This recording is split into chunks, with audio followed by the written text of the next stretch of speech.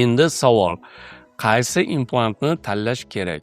O'zbekistonda Germaniya, Shvetsariya, Amerika, Koreya va Italiya implantlari mavjud. Implantlar tashqi ko'rinishi jihatdan juda o'xshash bo'lsa ham, ularning yuzasi, rezbasini tuzilishi, bosimga chidamliligi bo'yicha farq qiladi. Biz Germaniya standartlariga javob beradigan, Koreyada ishlab chiqarilgan premium klass implantlari, ya'ni bu Megagen implantlaridan foydalanamiz. Hozirda ularning 4 xil turi mavjud. Bu ST, N1, N-Rich va Blue Diamond turlariga bo'linadi. Bularning barchasi 4-darajali Grade 4 qotishmasidan tayyorlangan. Birinchisi bu ST implantlarimiz.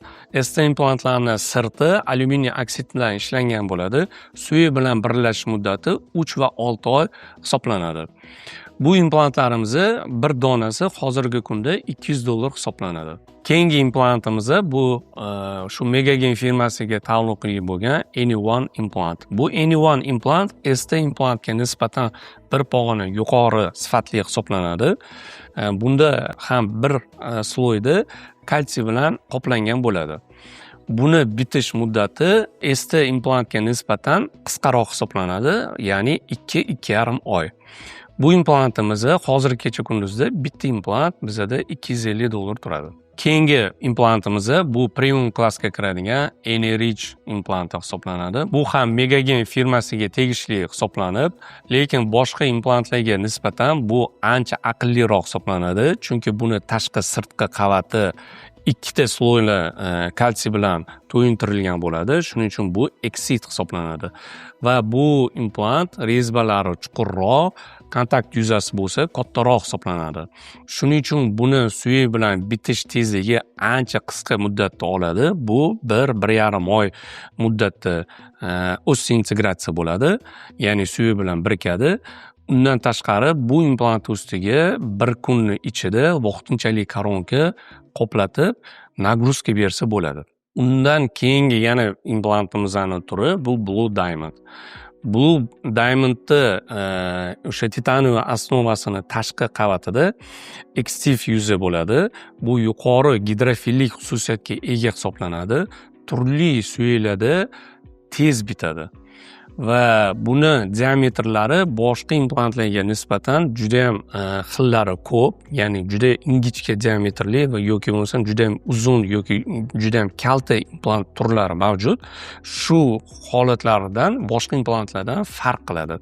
Bu implantimiz Blue Diamond implantimiz hisoblanib, hozirgi kecha kunduzda bir dona implant $400 hisoblanadi. Shuni aytib ketishim kerakki, bu implant Megagen firmasi hozirgi kunda Germaniyada eng yaxshi topoviy 3 ta implantlarni turidan bittasi hisoblanadi va butun dunyoda tan olingan va bibliotekaga kirgizilgan. Endi bu implantlarni chidamlilik darajasi, ya'ni ularga tushadigan nagruzkasi hisoblab topilgan. Bu statistikada bor ma'lumotlar. Shular to'g'risida ham qisqacha ma'lumot bermoqchiman. Masalan, Blue Diamond implantimiz 265 kilogacha bosim nagruzkani ko'tara oladi. Bu bilan taqqoslash uchun eng oddiy ST implant 165 kilogacha chaynov nagruzkasini ko'tara oladi.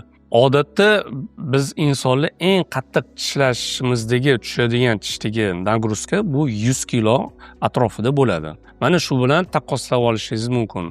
Bizani o'zimizni tabiiy tishga nisbatan shunda ham implantlar 1-1,5 baravariga kattaroq nagruzkani ko'taradi.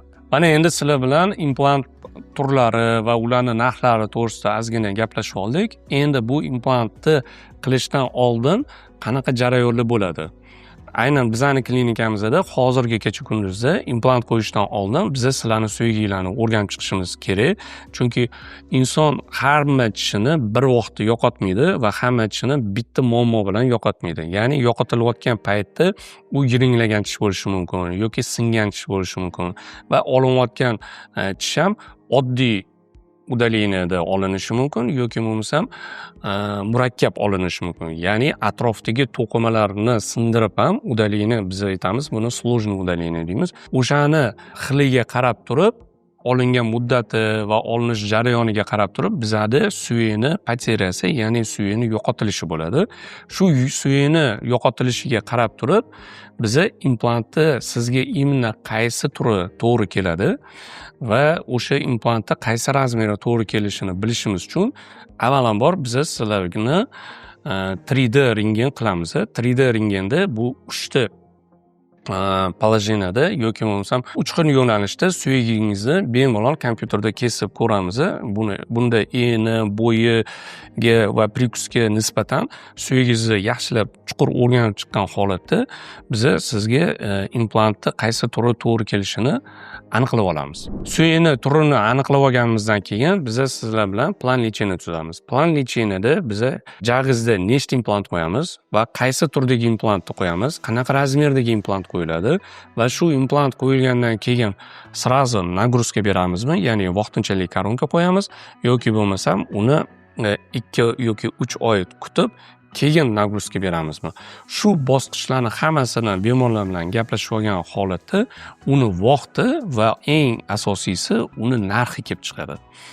Shundan kelib chiqqan holatda biza bemorlarga bemalol to'liq ma'lumot bera olmaymiz va klinikamizda bu bemor va vrach yoki bemor va klinika o'rtasida biza tasdiqlovchi hujjatni taqdim qilamiz.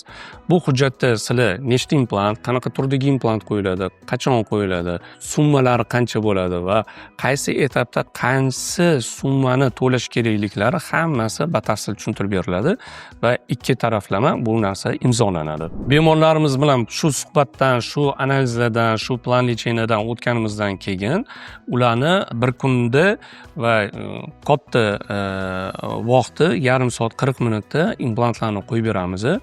Umumiy shu jarayon plan lecheniyani tuzishdan implant qo'yish va vaqtinchalik koronkada yurishi va ularni umumiy tugatishimiz, sirkoniy koronkalar bilan tugatishimiz taxminan bu sложностiga, qiyinchiligiga qarab turib umumiy muolajamizning vaqti 1,5 oydan 6 oygacha bo'ladi. Agarda sizda ham chizlik muammosi bo'lsa, bizani klinikamiz Smile Design'imizga murojaat qilishingiz mumkin. Bizani manzil Toshkent shahri, Qoratosh 3A. Video ostida ro'yxatdan o'tish uchun havola qoldirilgan. Shu yerda ro'yxatdan o'ting, o'zimiz sizga aloqaga chiqamiz. Sizlar bilan doktor Zokir Isayev bo'ldi. Kanalimizga obuna bo'lishni unutmang. Xayr, salomat bo'ling.